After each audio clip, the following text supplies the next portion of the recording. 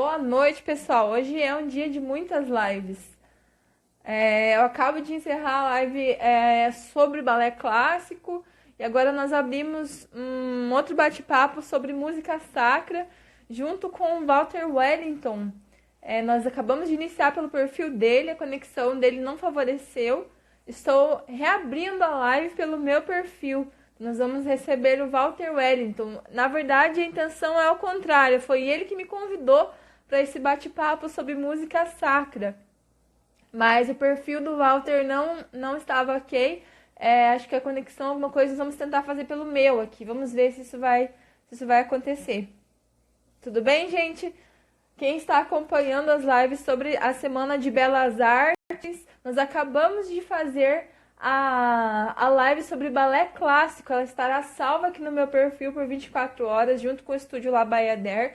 E agora nós temos um outro bate-papo que é sobre música sacra, que não faz parte da minha proposta desta semana, mas sim do ateliê do Walter Wellington. Ele é responsável por um projeto de bate-papo de música sacra, onde semanalmente ele convida as pessoas para participar sobre conversas sobre música sacra. E hoje ele está me chamando para a gente falar sobre música sacra. Vai dar certo aqui. Tomara que sim, tomara que sim.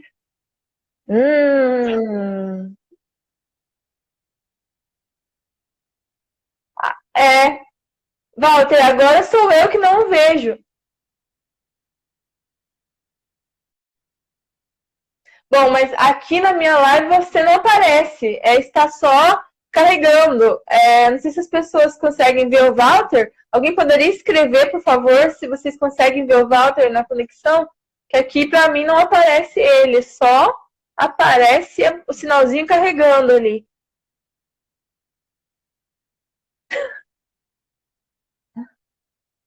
Exatamente. Então, como é que você prefere fazer para a gente não desistir disso? A gente mantém por aqui ou vai para o seu perfil? Como que é melhor? As pessoas também não conseguem vê-lo. O que é melhor?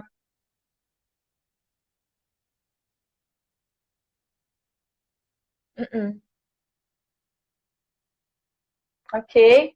Não vamos desistir, a gente tem tempo aqui, vai dar certo. Esse programa do Walter sobre arte sacra, então semanalmente ele convida uma pessoa, um artista sacro, alguma pessoa que se dedica a produzir arte sacra. E nessa semana, com muita alegria, ele me chamou para a gente falar sobre música sacra. Vamos ver aí. Agora deu certo! Agora sim! Muito bem, que bom, né? Tudo bem, agora eu vou ter que Graças fazer a assim, Deus! né? Não, tá tudo certo, Walter. Eu acho que você faz as honras da casa, porque esse programa é seu, embora estejamos no meu perfil, o seu convite, então faça de conta que você está na sua casa e faça as honras desta live, meu amigo. Depois eu peço pro Mel que me ajudar a salvar essa live também, aí eu passo ela para você, você consegue postar no seu perfil também. E nós vamos conseguir ter esse papo importante também sobre música sacra. Em primeiro lugar, Viviane, é uma honra imensa conversar contigo. Faz tempo que eu já queria ter essa oportunidade de conversar contigo, sabe? E eu até pensei na época, quando o Bernardo Kister veio a Brasília dar uma palestra, eu pensei que você viria junto com ele, aí só assim ia formalizar uma coisa melhor, né? É. Mas não, bom, mas finalmente, Você mesmo assim, sabe que eu morei, eu fiquei por aí 4 meses no ano passado. Você sabia disso ou não? Eu morei aí um pouco no ano não mesmo. passado. Olha, estava bem pertinho. É, Só que agora ainda tem uma coisa, né? Eu também não estou em Brasília no momento. Estou em Goiânia, estou aqui na casa dos padres. Nossa Senhora está aqui abençoando a gente, ó. Estou aqui na casa dos padres porque estou fazendo um trabalho aqui em Goiânia. E não podia deixar esse momento parar de jeito nenhum. E principalmente esse muito bom bem, papo com você. Bom, estamos muito no bem. seu perfil, mas a galera do meu perfil não conhece assim tão bem você. Eu queria até que você se apresentasse, principalmente qual é a tua ligação, afinal de contas, com música sacra. Eu roubei uma foto sua do Facebook, que estava Eu lá, vi. você num coral bonita. Mas qual é a sua ligação com a música sacra, Viviane? Tá.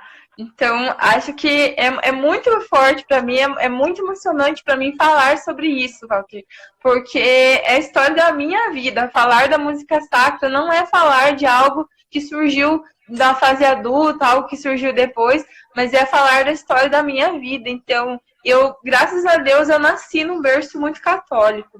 Os meus pais são muito católicos, muito ativos na vida da igreja. E a minha mãe cantava nas celebrações, na missa.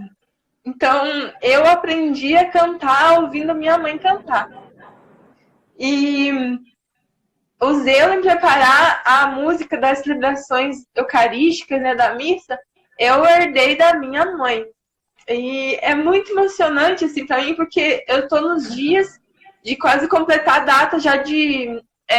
minha mãe faleceu em 4 de fevereiro, há 13 anos atrás. Então, ela tá se aproximando também a data, né, que eu lembro da morte dela. E eu lembro, assim, que a experiência mais forte que eu tive com a música sacra na minha vida foi nas missas da primeira sexta-feira do mês. A celebração litúrgica dedicada ao Sagrado Coração de Jesus. Então, minha mãe, meus pais sempre foram no apostolado da oração. Eu sou apostolado da oração desde que eu estava na barriga da minha mãe já, né? Porque ela já era do apostolado quando ela era grávida de mim. Então, quando minha mãe, ela preparava, ela cantava as missas, sempre na primeira sexta-feira do mês, eu lembro que eu ficava do lado dela. E eu ficava me achando, tentando imitar ela, né? Eu era uma criança. Então, aí começou o meu zelo pela música litúrgica, né? Pela música sacra. E eu acho que eu fui crescendo, fui estudando música, passei pela fase da adolescência, sabe? Aquele encanto sobrenatural que você tem sobre o heavy metal, sobre guitarras elétricas, sobre tudo isso eu vivi, tudo isso eu passei. Eu tenho 3 guitarras na minha casa, tenho uma luthier, uma guitarra luthier, ela é talhada o meu nome na guitarra. Caramba! Mas isso tudo foi abandonado, né? Hoje eu gosto de escutar heavy metal ainda, mas eu me dediquei para música clássica. E eu tive, pela graça de Deus, eu tive uma bolsa para estudar na Europa. Eu fiquei por 1 ano estudando em Portugal, morei na cidade de Coimbra. E lá eu conheci outra vertente da música, que é a música antiga. Então não é a música clássica, só barroca, renascentista, o quê? Mas é a música antiga, a música feita do século X até mais ou menos ali o 17, assim. A música medieval, a música, essa transição do medievo, onde nem era o cantochão ainda, eram músicas, sabe, cantadas pela comunidade popular, assim, tudo. E eu tive um contato muito profundo com a música antiga no mestrado, em música antiga que eu fiz na Universidade de Coimbra, cumpri os créditos do mestrado. E aí lá é como que caiu as vendas que cobriam os meus olhos. E eu entendi que eu deveria voltar para o Brasil e me dedicar a entender melhor o canto-chão, a aprender melhor o canto gregoriano, né? O canto-chão e o canto gregoriano são a mesma coisa, e a me dedicar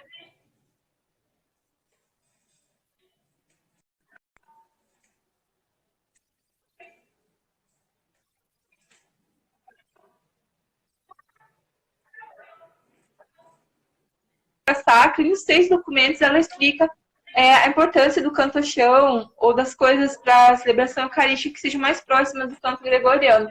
Então, eu estudei a música litúrgica a vida toda, mas aí eu fui para a Europa, tive essa compreensão da música antiga, entendi melhor os documentos da igreja, estudando no mestrado, os tons salmódicos, todas as coisas da música antes do Concílio Vaticano II. Então lá eu estudava isso realmente para cumprir os créditos, as disciplinas. E comecei a cantar com o coro da Universidade de Coimbra. Essa foto que você pegou, Walter, ela foi de um concerto que eu fiz com o coro da Universidade de Coimbra na cidade de Lourissal, no convento das Carmelitas de Lourissal. Então foi uma experiência estética muito forte cantar nesse lugar onde você pegou a foto, porque era um concerto de Natal, a gente foi com os integrantes do coro da universidade para arrecadar dinheiro para as carmelitas na época do Natal, sabe? Mas você olhava para a igreja, tinha as pessoas que entraram lá, pagaram lá para assistir, mas você olhava do lado, tinha a grade e tinham as irmãs lá no Carmelo olhando a gente, sabe, cantar. foi muito forte aquilo, muito forte mesmo. Então, essa imagem que você usou do meu Facebook foi de um concerto que eu fiz no Carmelo, na cidade de Lourissal, no interior lá de Portugal. Foi muito forte mesmo. Então, é isso. Aí, o que aconteceu, né, de 2014 para cá, quando eu tive essa oportunidade de estudar mais a sério, assim, as coisas da música sacra. Eu tenho escritos que eu nunca tive condições de sistematizá-los. E, com a graça de Deus, eu estou conseguindo organizá-los. E esse ano eu publicarei um livro sobre música sacra, com toda essa análise dos documentos da igreja, com toda uma questão de educação musical, ensinando as pessoas a performance musical da música, do canto-chão, da polifonia vocal, sabe? Então, e eu sou uma pessoa que eu vivi uma fase rock and roll, então eu tenho condições de falar de várias experiências estéticas até chegarmos certo, entende? Dentro da igreja. Porque ninguém impede de você continuar escutando heavy metal. Porventura eu também escuto. Mas na igreja não é lugar para guitarra, não é lugar para bateria, não é lugar para essas coisas. Então, no livro que as pessoas vão poder ler melhor sobre tudo isso, vai ser bem legal instrumentalizar isso tudo. Então, a música sacra é um amor para a minha vida. Eu sou contralto e eu amo cantar, né? Eu amo cantar. Embora eu trabalhe profissionalmente com cinema, eu vivo disso, né? Sou cineasta, trabalho escrevendo roteiro, dirigindo filmes, mas eu sou contralto da música antiga. Eu canto também. Caramba, Viviane é polivalente, né, Viviane? Tá em tudo ao mesmo tempo. E olha que eu cozinho, viu? E agora eu vou escandalizar. Desculpa. Sim? Não, eu disse que eu sei cozinhar também. Você falou que eu sou polivalente? Eu também cozinho, mas eu faço arroz e feijão. Então, eu vou escandalizar um pouco os meus seguidores, mas eu gosto muito, muito, muito, muito de música litúrgica.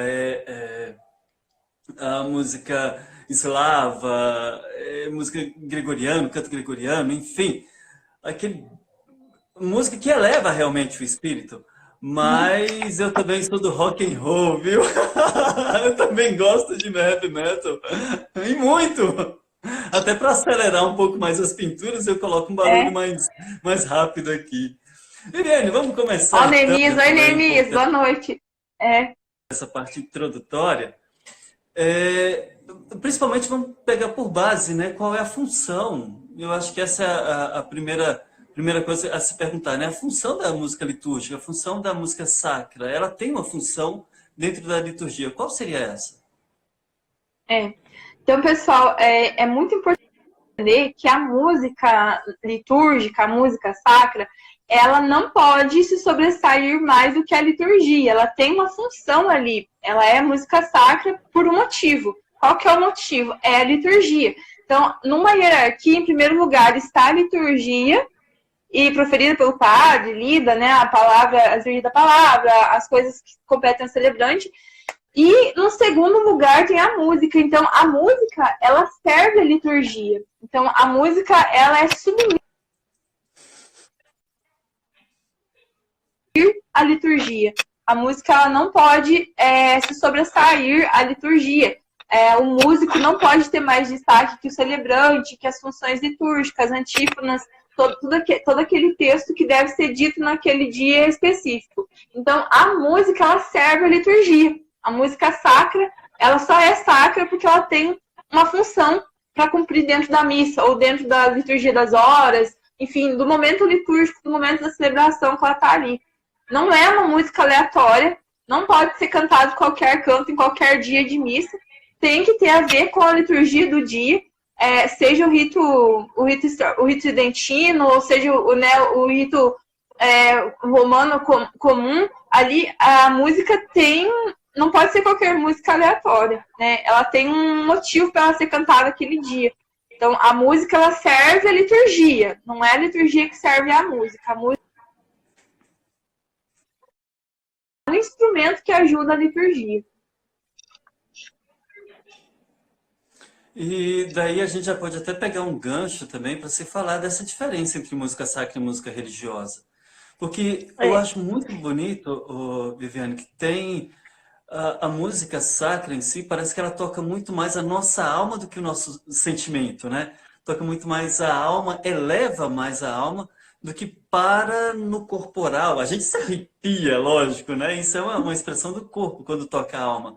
Mas ela tem um quê a mais, ela transcende, ela faz com que a gente busque o alto. Mas, enfim, qual é essa diferença entre música sacra e música religiosa? Ela também tem uma definição com relação a isso, né? Tem uma definição muito grande. Então, as pessoas... Eu vi que alguém perguntou para mim outro dia sobre música católica, sabe? Diferença de música sacra com música católica e tal. Então, vamos falar, assim, de música sacra e música religiosa, né? Vamos ver que tem uma diferença. A música sacra, ela serve à liturgia. Ela tem uma função litúrgica.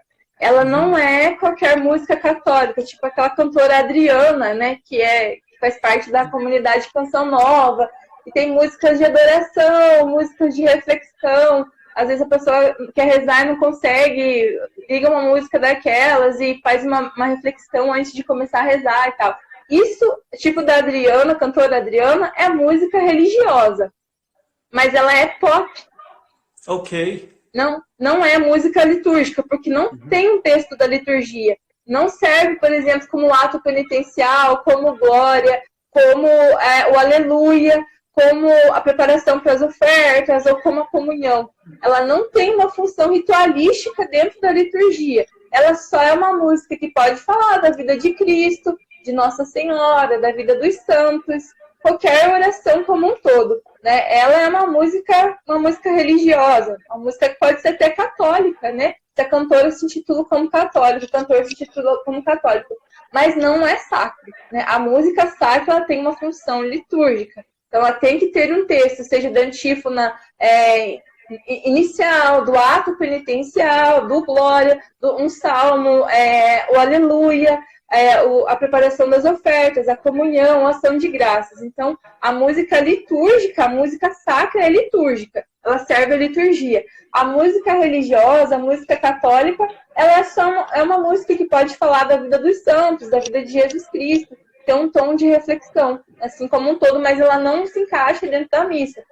Tem um primo meu, meu primo irmão, assim, ele recentemente começou também a cantar na igreja e ele pergunta para mim por que não dá para cantar algumas coisas, né? Ele falou assim, por que é tão radical, né, que não dá para colocar todas as músicas de adoração dentro.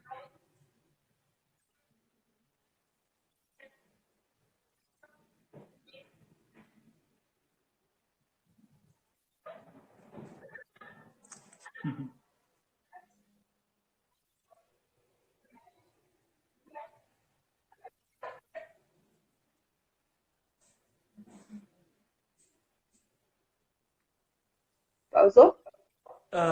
Sim, para mim ele ficou meio que câmera lenta aqui, eu não deu para ouvir bem, mas eu entendi bastante.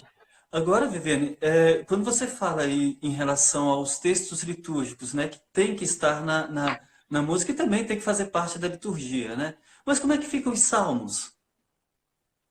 Os salmos cantados, você diz? Sim. Porque, vamos supor, deixa eu ver, talvez um cantor popular aí, que é um cantor católico, mas ele pega a letra do salmo e converte numa música pop, toca o coração, a gente fala, nossa, eu fiquei emocionado com aquela música, me tocou profundamente, e eu vou usar, agora eu como cantor, coisa que eu não sou, mas eu, cantor, vou pegar meu violãozinho lá e vou utilizar aquela música que me tocou para cantar no salmo. Isso é possível? Isso torna litúrgico? Como é que é isso? Mais ou menos, né?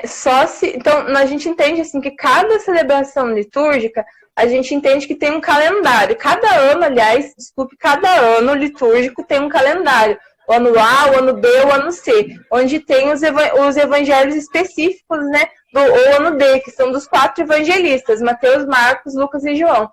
Então, é mais ou menos por aí que se pauta o calendário litúrgico. Então, cada dia, não é que vai repetir, não. Cada domingo vai ter um evangelho específico, as leituras específicas e o salmo específico. Ok. Então, se eu gosto daquele cantor lá que fez um salmo bonito, uma melodia bonita para o salmo, eu vou tocar na missa de domingo, vou usar aquele salmo. Gente, se não tá no calendário, se não é o salmo do dia, não pode usar, para começar isso. Tem que ser o salmo específico. Agora, se for o dia específico daquele salmo, como é que eu posso saber se eu posso fazer uma adaptação daquela melodia ou não, ou posso usá-lo ele na missa? Como eu disse antes, Walter, a igreja, ela expediu, a Santa Sé, né, o Vaticano expediu 6 documentos sobre a música sacra, ó, 6. Como é que as pessoas podem acessar esses documentos? Entrando no site da Santa Sé, né, do site do Vaticano. E lá tem vários idiomas, você baixa em português os PDFs e lê os 6 documentos sobre música sacra. Nesses documentos, eles indicam 2 tipos de estilo musical para a celebração litúrgica. Quais são esses estilos? O primeiro deles é o cantochão, o canto gregoriano, que é só o canto, é só a voz da pessoa, né? Tipo Stabat Mater, não sei se as pessoas conhecem, né? Quem vai frequentar a missa tridentina, geralmente a música é feita pelo cantochão. E a segunda opção é o acompanhamento do órgão.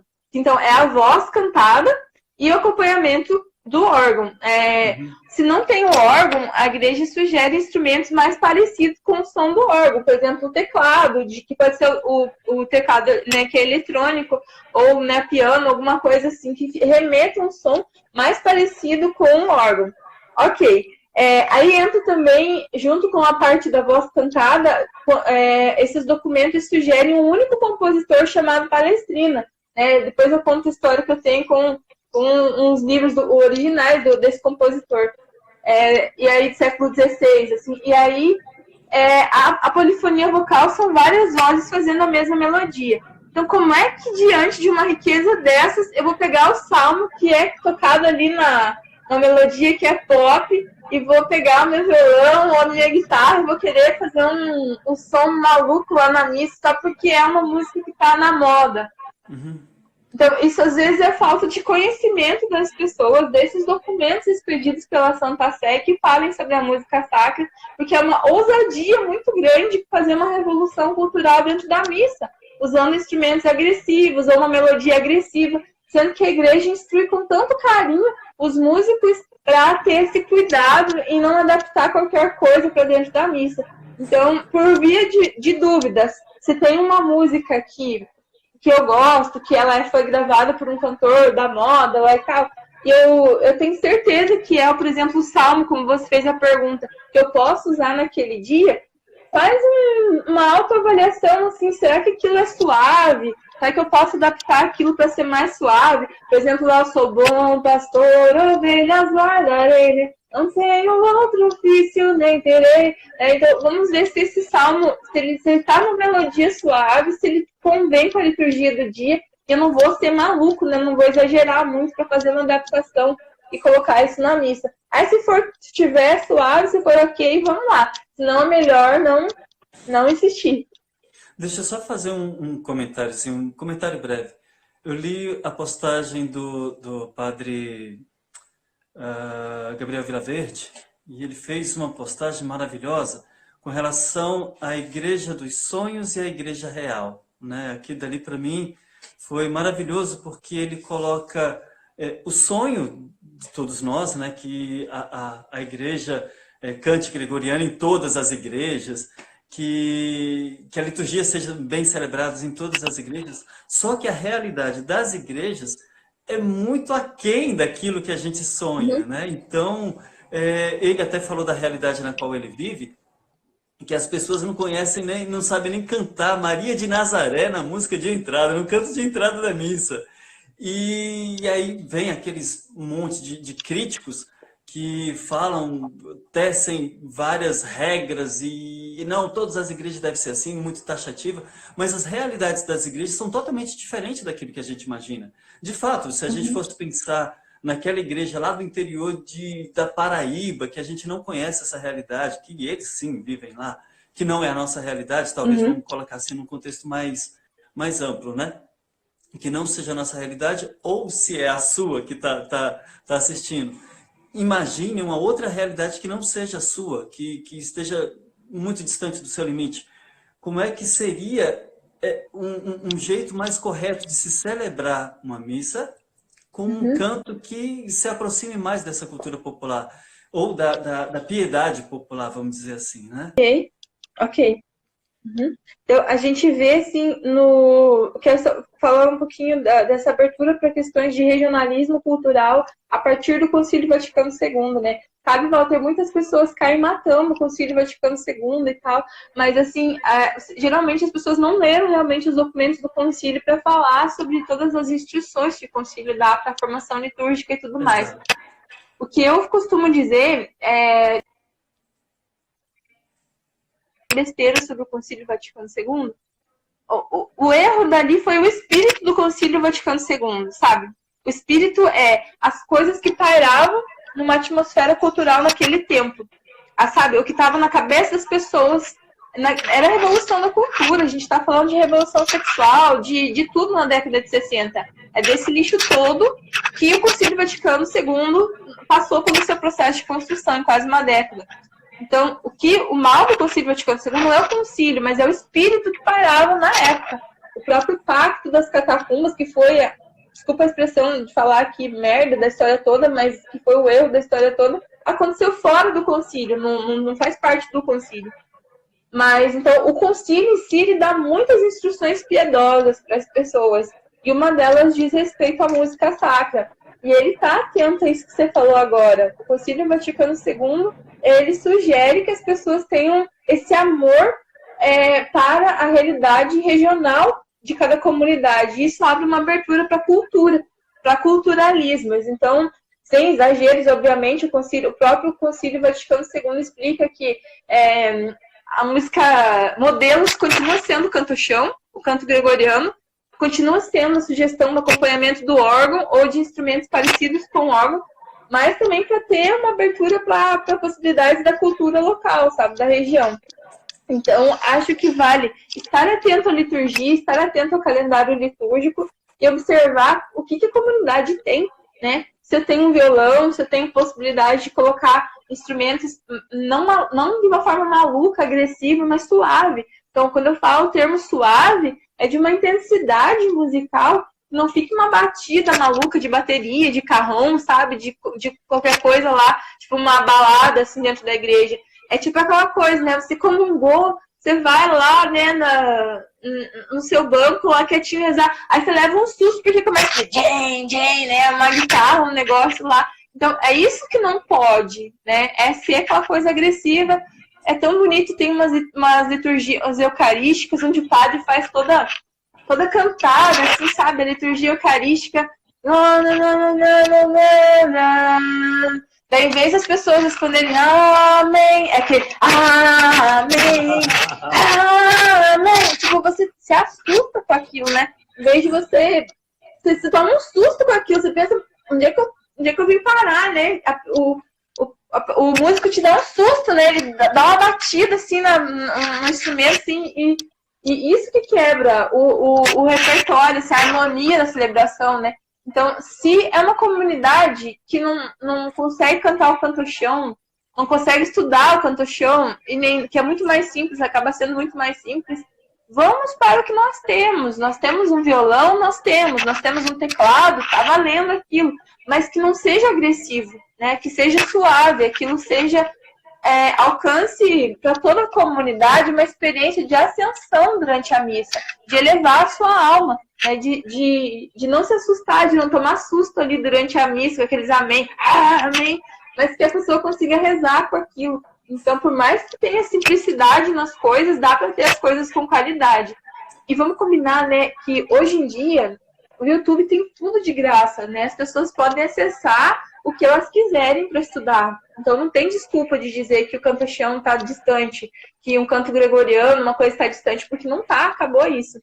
E, Walter, tem muitos padres que estão tanto me procurando outros amigos da música para dar formações nas paróquias. os padres estão, e padres jovens, assim, recém-ordenados, então eles estão entendendo que menos é mais. Agora, esse menos é mais, eu acho um pouco. É bom a gente ter cuidado um pouco com relação a esse menos é mais. Com relação à música, tudo bem, porque eu acho que, assim, eu vou falar de um eu acho que, porque é uma opinião minha, mas qualquer coisinha você pode me corrigir, porque com relação à música, para mim, ex-monge, que gosta de uma coisa mais silenciosa.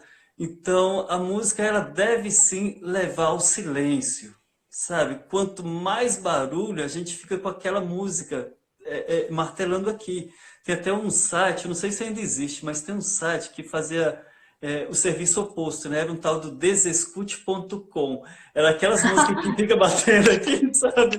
Aquelas chiclete, a gente tem que desescutar, então era só entrar no site. Mas, enfim, existe aquelas músicas que, apesar de ser musical, de nos transportar um estágio, um local que nos transcende praticamente. Então, existe realmente aquelas músicas, principalmente música litúrgica, que nos eleva ao silêncio. Você poderia explicar um pouco sobre isso, Viviane?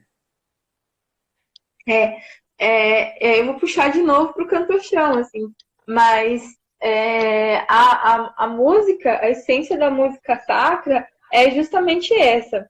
No caso, existe uma combinação melódica, existe uma combinação harmônica ali do texto litúrgico, do texto sagrado, com base em criações melódicas de determinado compositor, cujo objetivo daquilo é fazer com que a alma transcenda, com que a alma tenha um processo de ascensão. A alma vai se elevar. Então, os gregos antigos já falavam disso como um processo de catarse, que você passa por uma experiência estética que te purgue dos seus pecados, te purgue da sua condição e te eleve a alma, né? Te faça crescer espiritualmente.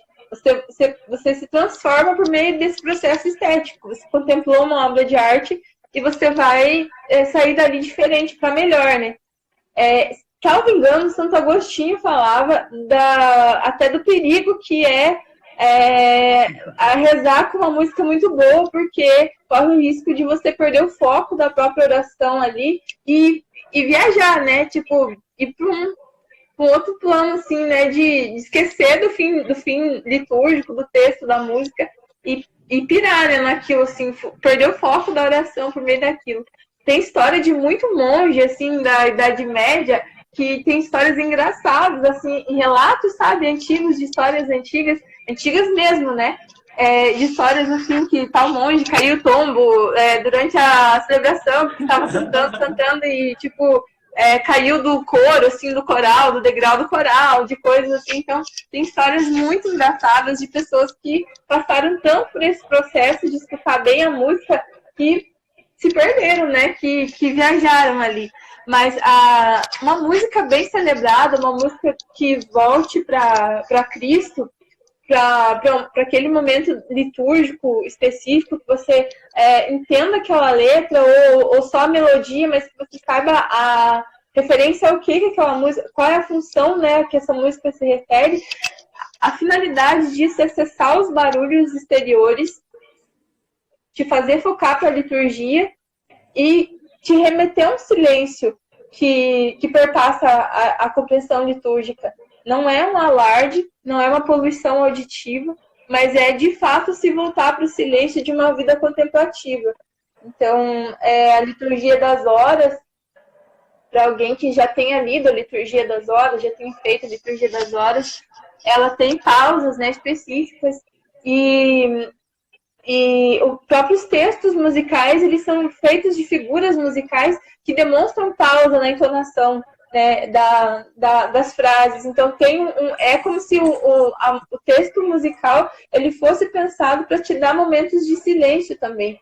E tudo isso é um jogo estético, um jogo semiótico, né, de signo, de significado, que remete a uma vida contemplativa, a te livrar de barulhos externos e te remeta para uma vida contemplativa, para se unir a Cristo, né, por meio da música. A palavra-chave aí para mim, Viviane, pausa.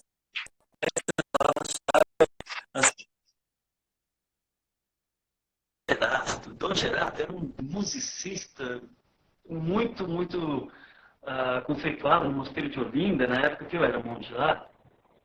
E ele fazia uma coisa muito bonita, que ele organizava uns concertos de canto gregoriano lá no mosteiro, mas depois de cada música, de cada peça cantada, ele dava uma pausa para as pessoas meio que ruminar aquilo, sabe? Por mais que não entendesse a letra. Isso que eu achava bonito. Porque era latim e tinha muitas pessoas que vinham de fora para aquele concerto, não entendiam a letra. Mas ele dava uma pausa longa, depois explicava a próxima peça, traduzia alguns trechos em latim, né, para a pessoa imbuir, se inteirar de todo aquele assunto, e vamos para a próxima peça.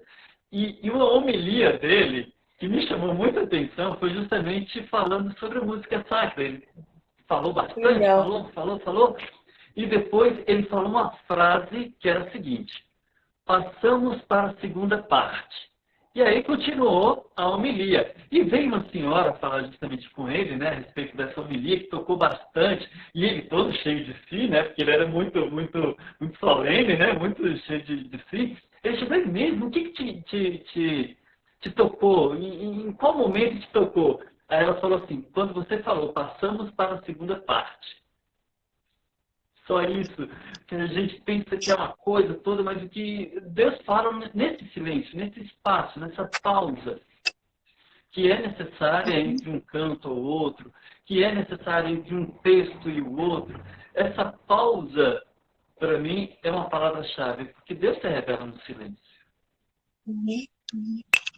Eu pensei muito em falar pausa no Stabat Mater, né? Na letra que fala, não o do Pergolesi, mas o Stabat Mater da melodia do Cantochão, que fala da Nossa Senhora das Dores, né? Das dores de Nossa Senhora. Então, é um texto hiper profundo da vida de Nossa Senhora, da vida de Cristo, das dores de Nossa Senhora, que foram as maiores tristezas da vida do seu filho, Jesus Cristo, que transpassaram o coração dela.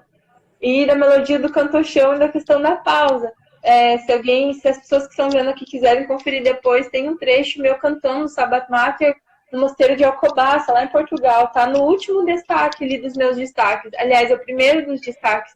Tem um trechinho ali cantando. Depois, quem quiser pode conferir lá.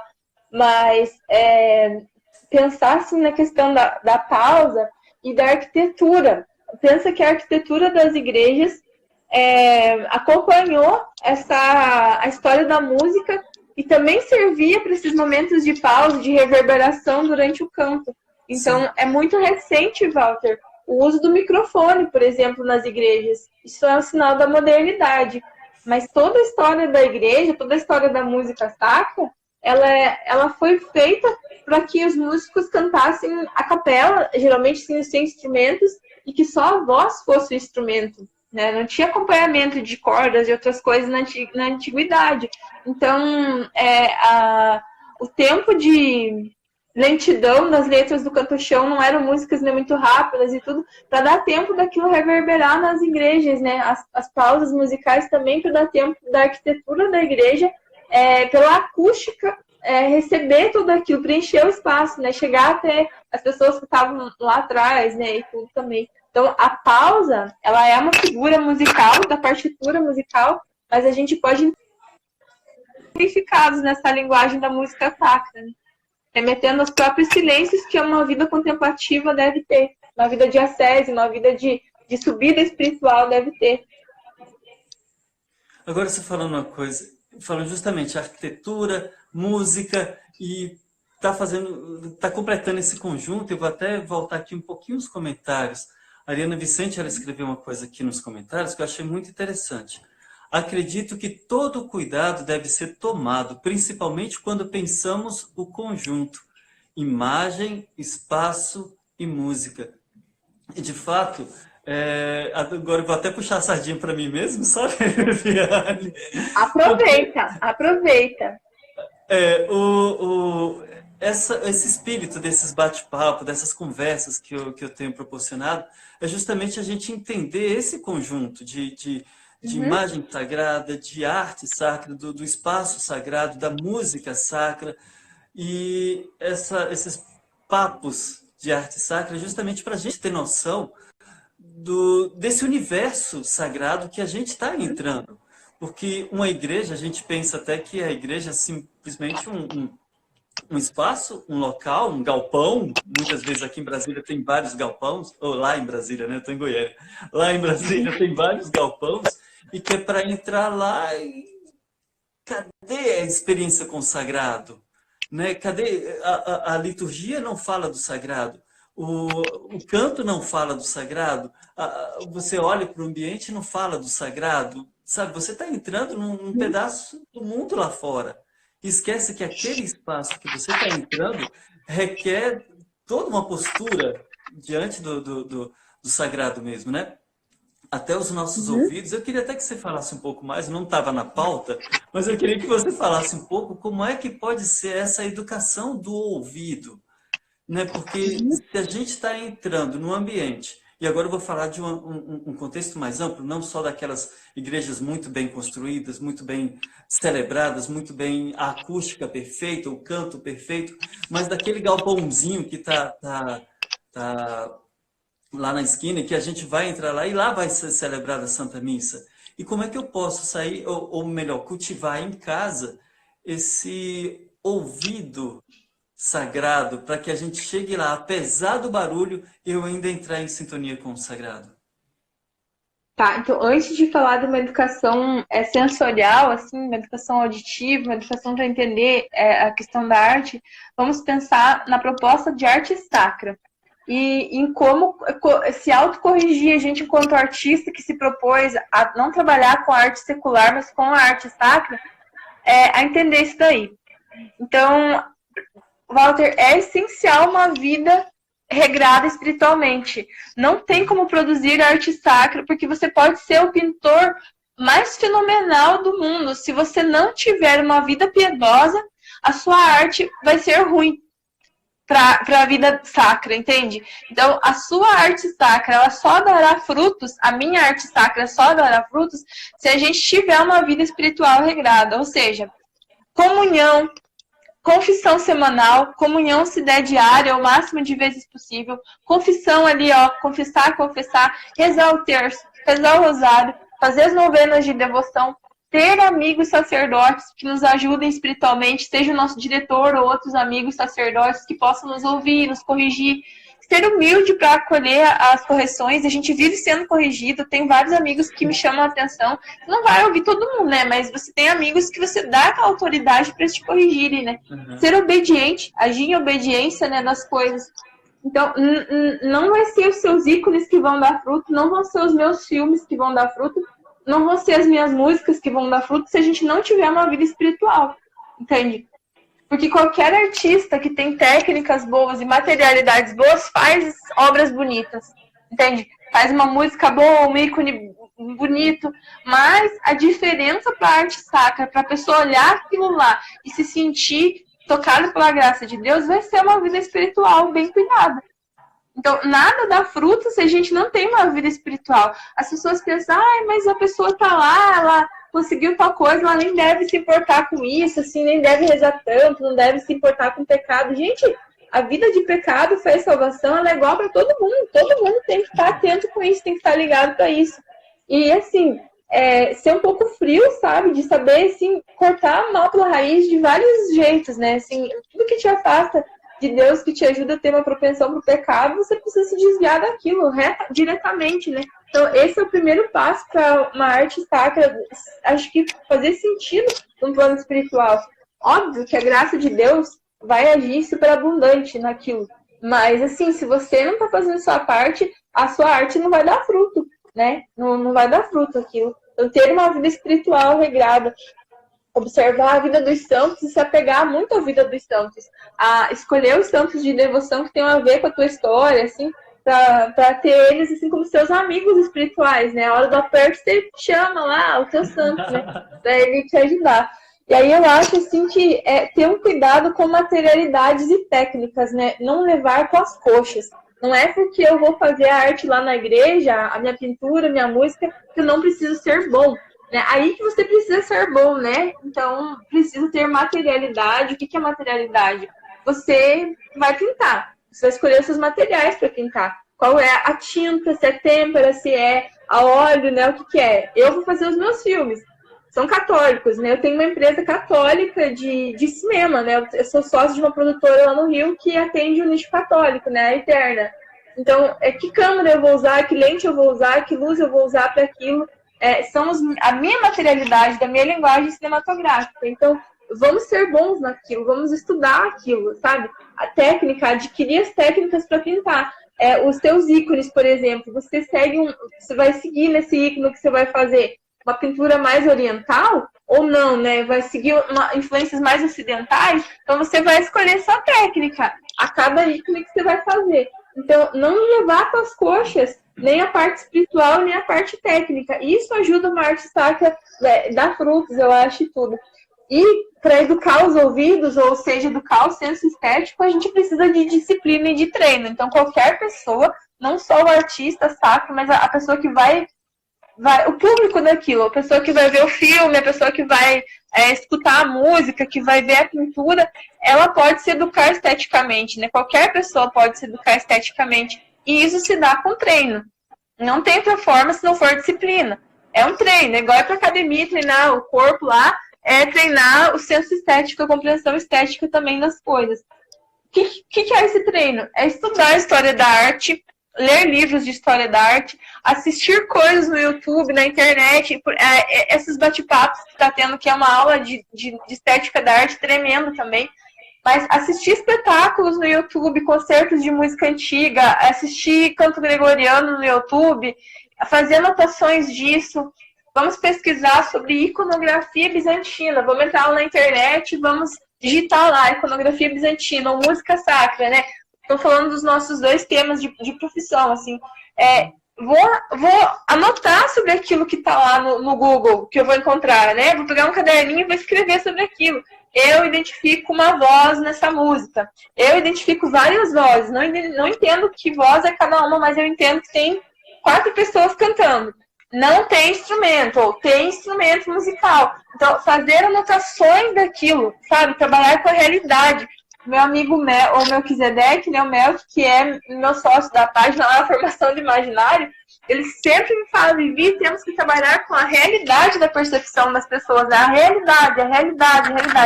Então não precisa a pessoa viajar muito assim, para querer aprender sobre arte, não. É contemplar e anotar. Contemplar e anotar. O que isso vai gerar? A capacidade da pessoa falar sobre aquilo, entende? Isso é uma educação dos sentidos, um treino. Uhum. Que, na verdade, é só praticamente exercitar a audição, a visão, enfim. Porque como está entrando praticamente num mundo diferente, num mundo totalmente inexplorável pela pessoa até então era preciso entrar devagarzinho, né? Preciso primeiro escutar uma coisa, tratar com outra. Ok, isso é bastante interessante mesmo. Mas, gente, quando vocês forem pesquisar sobre iconografia, cuidado, viu? Não, eu vou falar assim, Viviane, porque, infelizmente, na internet existem muitos mitos para a iconografia que parece que o iconógrafo é um ser assim divino, sabe? Que desceu do céu e pronto, agora ele faz jejum e puxa. Tudo bem, eu sou magrelo, mas não é só de jejum, não. Não é bem assim, não, gente. Então vamos com calma, tá bom? Vejam lá, conversa, ó, a Viviane tá. Eu já vou até abrir as portas, Viviane, nem sei se posso, mas Viviane também pode responder algumas perguntas. Iconografia, vocês podem me chamar para responder perguntas, mas tem esse acesso direto com os artistas, né? Comigo em relação à iconografia, com a Viviane com relação à música e tudo aquilo que ela tem, uma vasta bagagem em balé, em cinema, em música. Viviane, vamos falar um pouco agora, você falou aí da realidade do povo, igual o seu amigo Melquisedeque falou. Então vamos entrar lá naquela realidade, lá das carpideiras. Você sabe o que é? Não. Pois bem, as carpideiras eram as senhoras contratadas para chorar em enterros. Ah, sei. Tô ligada. E elas tinham tal das incelências. O que que eram essas incelências? É muito linda. Quem conhece Elomar Figueira Neto, deixa eu ver, principalmente dos interiores lá da Paraíba, da Bahia, da região do Nordeste, até mesmo aqui próximo a Minas Gerais, conhece os benditos e as incelências. O que que eram isso, Viviane? São orações populares e essas orações, elas cantavam com um certo lamento. Era um momento de dor, um momento muito profundo de Velho, dor. desculpa, mas olha, eu sou melancólica, né? Eu poderia ser uma carpideira, gente. Eu tô perdendo de ganhar dinheiro. É sério, eu choro muito. Se eu tô feliz, eu choro. Se eu tô triste, eu choro. Tipo, eu posso ser uma carpideira, gente. É sério, eu posso ganhar dinheiro com isso. Se você for pesquisar, talvez até... não é excelências, com X, mesmo, é excelência, igual o povo fala lá, né? É excelências. Nossa, mas você vai chorar porque dói, dói profundamente. Não, eu já descobri minha profissão. Se o cinema não der certo, eu vou ser uma carpideira, porque eu posso fazer isso. Pois bem, só que o que eu tô querendo falar nisso daí, né? Porque a música popular, ela também faz parte da musicalidade, principalmente num certo momento litúrgico, independente da liturgia da missa, dizer assim. Uhum. Como esse povo lá dos interiores... Religiosa, da música religiosa. Não sei se... Sim, são religiosos, mas vocês imaginam aí uma ladainha de Todos os Santos, uma ladainha dedicada a Nossa Senhora. Entra. Uhum. Ou então ainda... sei lá, lamentações lá de Jeremias, ou então os cantos de Raquel, que estão chorando, que está amargamente chorando pelos seus filhos, que não vai ver mais. E essa é a dor na qual elas traduzem com o cantar delas. Uma dor profunda, e por isso que toda vez que elas cantam, e se estão no meio do enterro, o cantar dela provoca no outro um sentimento de luta, apesar do morto esqueceu. E começa a chorar um lá e contagia o choro de uma maneira, porque elas conseguem vivenciar aquele momento de luto. E aquele momento, e as letras das músicas, ela remete a um plano sobrenatural de uma maneira belíssima, e talvez até para as realidades dela, talvez até um pouco místico também, que elas contemplam o céu aberto, os anjos que vão buscar a alma daquele falecido. Não tenho dúvida. E é uma coisa belíssima. E aí, com relação ao canto popular, e você que já tem experiência também lá em Portugal com o canto antigo, como é que é essa vivência do popular com a música religiosa? Isso sempre existiu. Isso sempre existiu. Existem os vilancicos, que são músicas usadas na Idade Média, cantadas são músicas populares cantadas para as pessoas comuns, que eram adaptadas nos dias de festa especial, por exemplo, no dia do Natal, sabe? Nas festas litúrgicas assim, mais importantes do calendário, eram pegadas as músicas que eram músicas cantadas comumente por todo mundo e eram usadas as letras do nascimento, vamos supor, no Natal, os vilancicos de Natal. Todo mundo pode pesquisar no YouTube vilancicos de Natal. Vão achar muita música portuguesa, música galega, entre Portugal e Espanha, uma série de vilancicos falando do nascimento de Cristo, mas não era o cantochão, não era a música, o canto gregoriano, era a música popular. Tem o meu amigo Hugo, que foi um colega meu lá do mestrado, ele fazia doutoramento e eu o mestrado. Ele tem um grupo na cidade do Porto, que se chama o Bando de Surunil. E eles têm a regravação de uma música, de um vilancico de Natal, que fala tão bonitinho, assim, do menino... O menino Emanuel, que nasceu, né, o Jesus, mas eles não chamam de Jesus, chama assim, fala o menino, não lembro a melodia, mas a letra falava assim, ó menino tão bonitinho, tão pretinho, sabe? E daí cantava, arrimava, era assim, ó menino tão bonitinho, ele é tão pretinho, Zugu Guambê. Era o que a comunidade negra cantava, sabe? Os escravos, as pessoas todas. Então, era uma música de um menino pretinho também, que foi adaptada para o nascimento de Cristo. Ó, o menino tão bonitinho, ele é tão bonitinho, ele é tão fofinho, do Google vão ver, mas era o nascimento de Cristo. Então, era uma música popular que os padres, o mestre de capela, né, ele percebia que numa festa onde enchia a igreja de gente, não dava para cantar cantos que fossem engessados, então eles usavam a melodia de músicas populares com a letra referente ao nascimento de Cristo. Adaptavam a letra de uma música popular para fazer ela se tornar uma música litúrgica. Estou falando da Idade Média, gente, dos ciclos na Idade Média. Então, muito provavelmente que as músicas das carpideiras aí, outras músicas regionais, né? Eu não conheço ainda o Nordeste, estou para Recife fazer uma gravação lá, mas eu sei que tem uma riqueza popular enorme, enorme. E com certeza essa prece desse povo que canta agrada o coração de Deus, entende? É algo muito, muito profundo, assim. Me arrepia, assim, falar isso, porque é uma prece popular, mas que toca o coração de Deus. Então, não só esse exemplo que você deu, mas se conversar com a minha avó, nos seus quase 100 anos, ela vai poder contar muitas músicas também de cunho popular que eram cantadas na igreja ou adaptadas, e que com certeza tocam o coração de Deus também. Tem uma pergunta aqui. Gente, se vocês quiserem fazer Travou minha pergunta aqui. Travou minha pergunta aqui, eu não consigo ler. De vez em quando eu estou metendo o dedo assim para dar uma olhada. Tá, eu não consigo, mandei. Da Érica a Larissa. Érica Larissa. Gente, por onde começar a cantar e tocar músicas mais adequadas na Santa Missa? Responda. Primeiro, querida, sugiro que você entre no site do Vaticano, entre no site da Santa Sé, leia os documentos sobre música sacra, são 6. Em toda a história da igreja, gente, em 2020 anos, nós temos só 6 documentos, então não são gigantes, não dá para ler e entender aquilo. Tem esse estudo, uma leitura, né, intelectual, assim, para entender isso, mas trate as coisas com zelo. Entenda que menos é mais, sem grandes floreios, sem grandes pretensões de chamar atenção dentro da música litúrgica. Pense assim, que o que deve chamar atenção na missa é o celebrante, é o texto proferido pelo padre.